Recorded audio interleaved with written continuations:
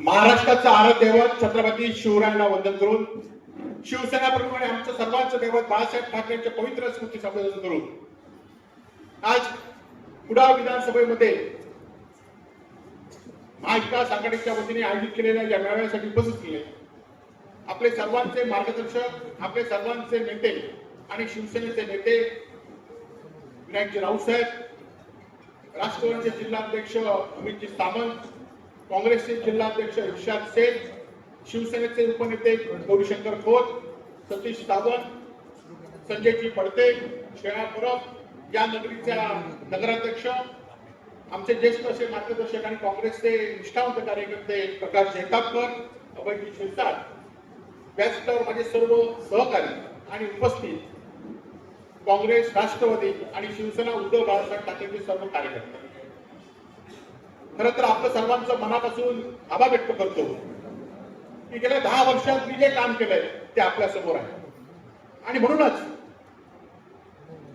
काँग्रेस, राष्ट्रवादी तर मुळापासून विषयात आणि अमित सावंतांचं मनापासून आभार या ठिकाणी व्यक्त करेल की त्यांना सांगावं लागलं नाही की आज मेळावा घ्यावा, प्रचार सुरू करायचा आहे, तर त्यांनी महिन्याभरापासूनच काँग्रेस, राष्ट्रवादीच्या कार्यकर्त्यांनी आमच्या पुढे जाऊन या ठिकाणी प्रचार या ठिकाणी सुरू केला आणि आम्हाला का वैध नाही पाहिजे. खरं तर गेल्या 10 वर्षांमध्ये मी जे काम केले ते तुमच्या समोर आहे. म्हणूनच प्रचारामध्ये जातात त्या वेळी तुमची मान कधी खाली जाऊ देणार नाही याची जबाबदारी गेली 10 वर्ष या ठिकाणी मी घेतली आहे. खरं तर सिंधुदुर्ग जिल्ह्याचा विषय बघितल्यानंतर माझ्या मतदारसंघामध्ये सर्वाधिक कामं झालेली आहेत. हे आपण या ठिकाणी तुलना जेव्हा कराल तेव्हा माझ्या मतदारसंघामध्ये सर्वाधिक कामं झालेली आपल्याला दिसली. शासकीय मेडिकल कॉलेज हे सुद्धा माझ्या मतदारसंघात राऊत साहेबांच्या प्रयत्न या ठिकाणी मंजूर झालंय. खरं तर आताचे या जिल्ह्याचे माजी पालकमंत्री, शिक्षण मंत्री सावंतवाडी जे आम्ही सांगत होते, जागा मिळू शकते आम्ही सांगत होते, आम्ही त्यावेळी विरोध केला आणि म्हणून ते सुरू झालंय. त्यांचं सुपर स्पेशालिस्ट हॉस्पिटल अजूनही सुरू होत नाही, अजूनही त्यांना जागा मिळत नाही वस्तुस्थिती आहे. महिला हॉस्पिटल माझ्या मतदारसंघामध्ये कुडाळमध्ये या ठिकाणी सुरू आहे. या जिल्ह्यामध्ये गेल्या 10 वर्षामध्ये एकच क्रीडांगण झालं ते कुडाळमध्ये माझ्या मतदारसंघामध्ये झालं. या जिल्ह्यामध्ये 2च नाट्यगृह सरकारच्या माध्यमातून झाली आहेत. ती दोन्ही नाट्यगृह माझ्या मतदारसंघामध्ये ओरस आणि कुडाळ येथे झाली आहेत. या जिल्ह्यामध्ये गेल्या 10 वर्षामध्ये एकच पाणी योजना सुरू झालेली आहे, ती सुद्धा माझ्या मतदारसंघामध्ये मालवणमध्ये झालीत आणि कुडाळचा आपण प्लॅन या ठिकाणी मंजूर करून घेतला आहे. म्हणजे जी कामं झाली आहेत ती माझ्या मतदारसंघामध्ये झाली आहे. खरं तर सतीश सावंतांना माहिती आहे, जिल्हा परिषद अध्यक्ष संजय पडतेंना माहिती आहे की व्हीआर आणि ओडीआर रस्त्यांना कधी बजेटची काम पैसे मिळत नव्हते. माझ्या मतदारसंघामध्ये व्हीआर आणि ओडीआर साठी 100 कोटी रुपयाचा निधी उद्धवजी मुख्यमंत्री असताना या ठिकाणी मंजूर करून घेतला आणि ती कामं या ठिकाणी सुरू आहेत. खरं तर मी काय काम केलं हे लोकांसमोर आहे, मी काय काम केलं हे तुमच्या समोर आहे. आणि म्हणूनच कालच मला पत्रकार सकाळी भेटले की नारायण तुमच्यावर आरोप करतायत की तुम्ही 10 वर्षात काय काम केलं नाही.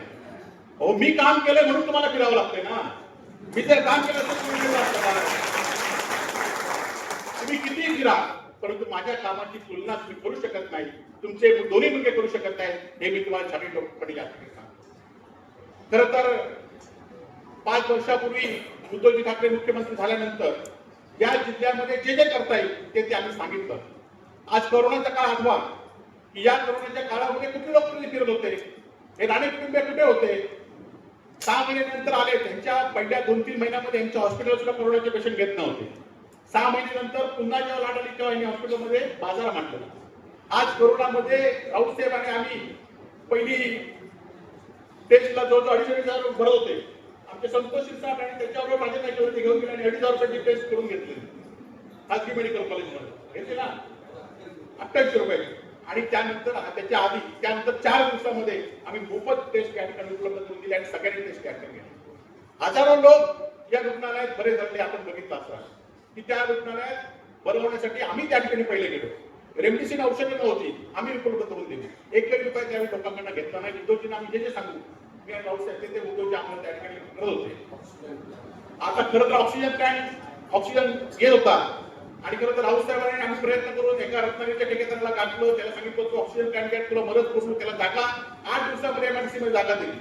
ताबडतोब हे सांगितलं की ऑक्सिजन प्लॅन मध्ये राऊत साहेबांची आणि वैभवनगरची पार्टनरशिप आहे. आम्ही त्या प्लॅन मध्ये नंतर राऊत साहेब गेले आणि मी गेलो नाही. खरं तर आज भक्ती गाडी आमच्या देऊळच्या सरपंच आहेत, शेखर गावडे त्या ठिकाणी माजी सरपंच आहेत, त्यांना विचारा की एमआयडीसी मध्ये गेल्या 10 वर्षामध्ये जे कारखाने सुरू आहेत, किती कारखाने सुरू आहेत, किती लोकांना रोजगार मिळतो त्यांनी स्वतः या ठिकाणी येऊन बघावं.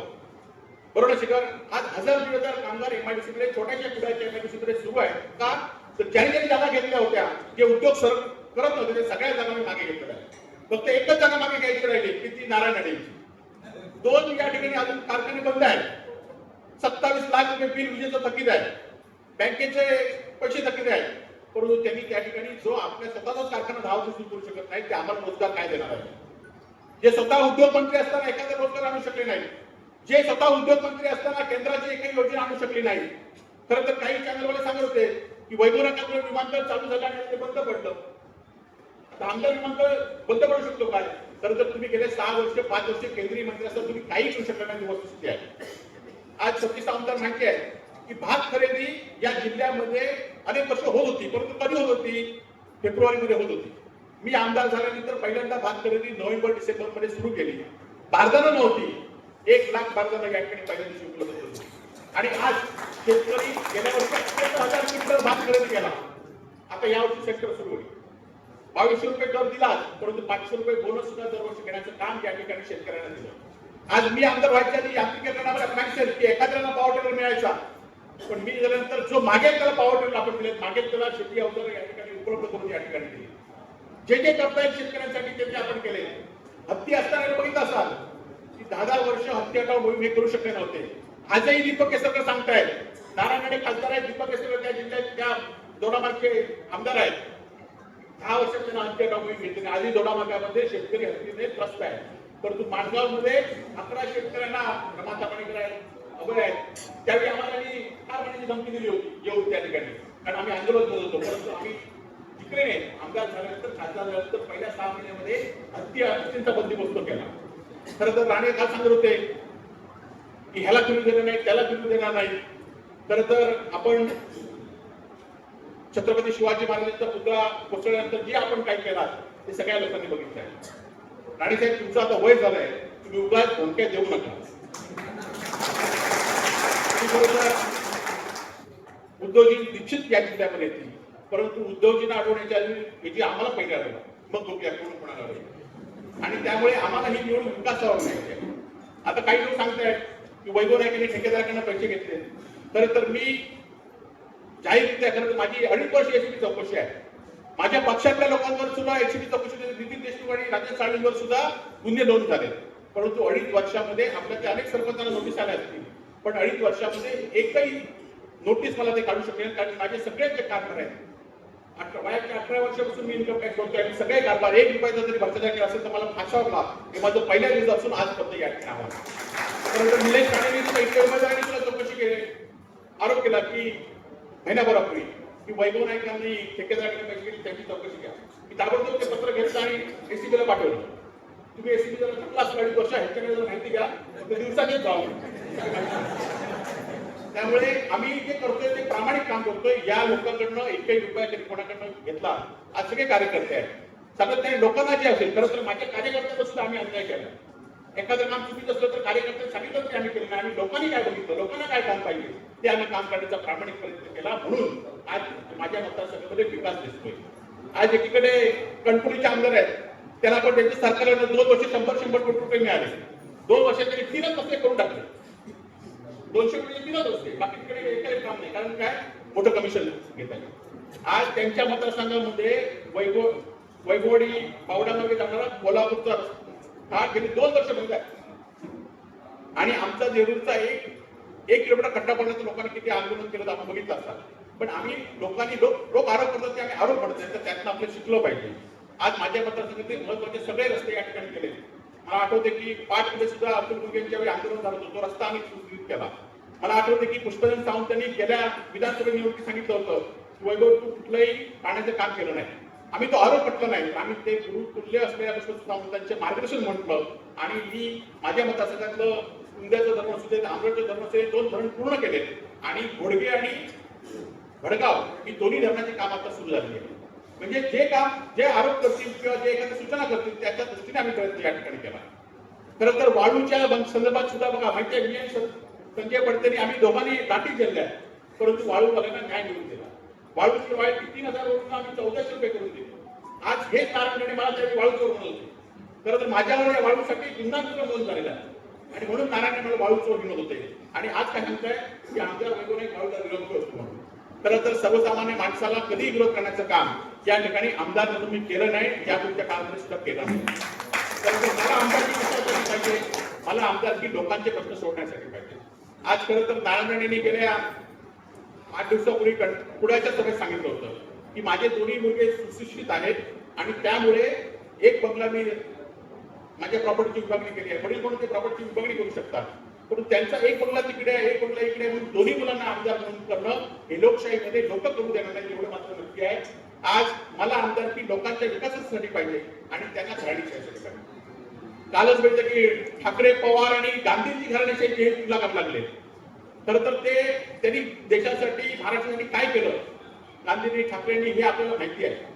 परंतु तुमची घराणेशाही लोक का म्हणतात, कारण तुम्हाला पक्ष नाही मिळाला की तुम्ही घराणेशाहीसाठी दुसऱ्या पक्षात जातात म्हणून तुम्हाला लोक घराणेशाही म्हणतात. आज ह्या पक्षात तिकीट नाही मिळतं त्या पक्षात, त्या पक्षात तिकीट नाही मिळतं उद्या तिसऱ्या पक्षात आणि त्यामुळे लोक तुम्हाला घराणेशाहीचं या ठिकाणी विषय या ठिकाणी मांडतात.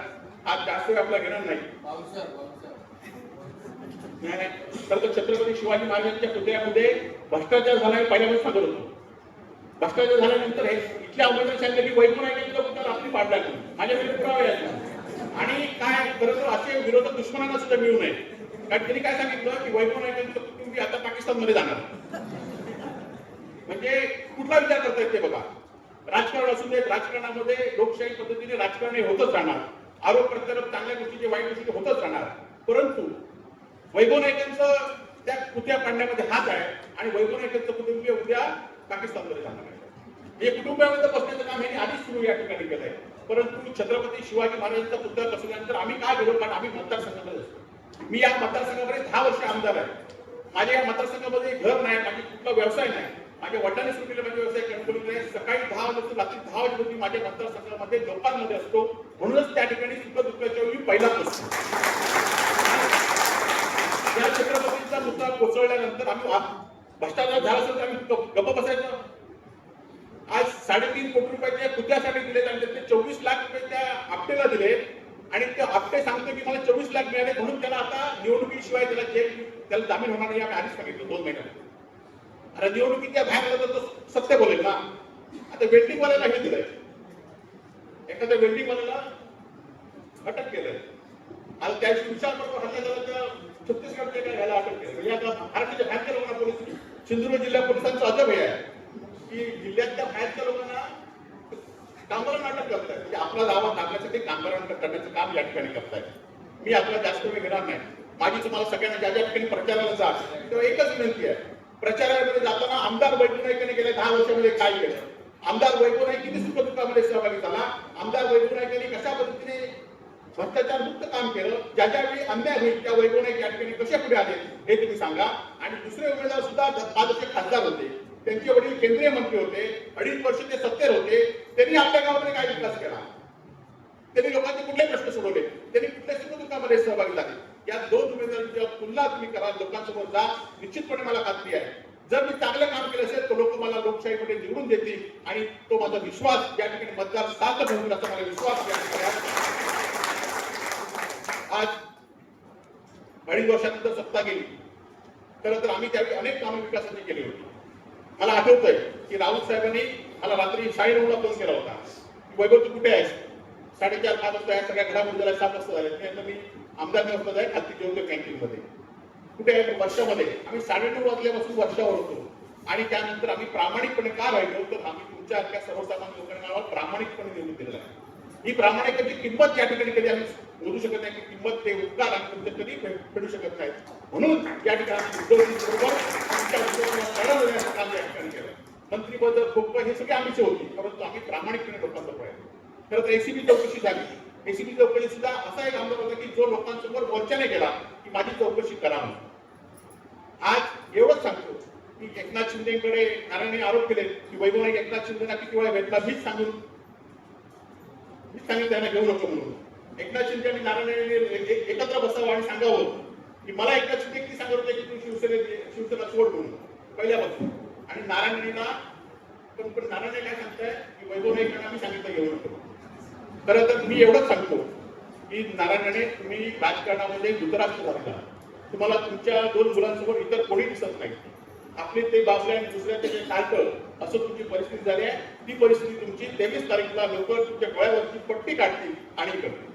2.5 वर्षापूर्वी अभय सिंह मंत्रालयात बाहेर आले, नंतर चिसटकर आले की मंत्रालयामध्ये आम्ही जी कामं होती त्या कामाला स्टे दिला होता, म्हणून आम्ही एकनाथ शिंदेना खुला भेटलो.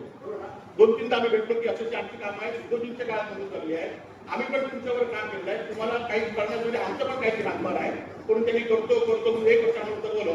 शेवटी आम्ही कोर्टात गेलो आणि कोर्टातलं कामं स्टे उठून आणलं आणि ती कामं आता सुरू आहे. परंतु एकनाथ शिंदेने सुद्धा हिंमत सांगावं की वैभव नाईक तुमच्याकडे कधी यायला, रवींद्र चव्हाणांनी सुद्धा हिंमत सांगितली वैभव नाईक तुम्हाला आमच्यामध्ये कधी आपण सांगितलं उद्या निवडणुकीमध्ये प्रचार थांबेल. कारण मला विश्वास आहे की मी यांच्याकडे कधी व्यक्तीच्या कामासाठी कधी गेलो नाही, कधी जाणार नाही. आमची मान तुटेल पण मान झुकणार नाही आणि छत्रपती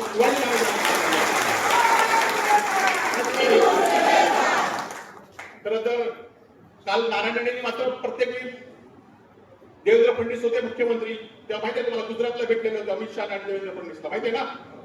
ईडीची चौकशी काढा म्हणून, अजित पवारची चौकशी सुरू होती, चौकशी काढा म्हणून.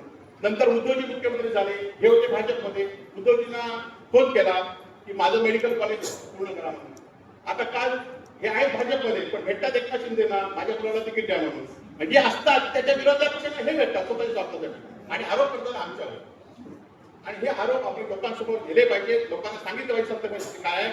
निश्चितपणे विकासामध्ये सगळ्या गोष्टीमध्ये आपण महाविकास आघाडी सरकार राज्यामध्ये येणार आहे.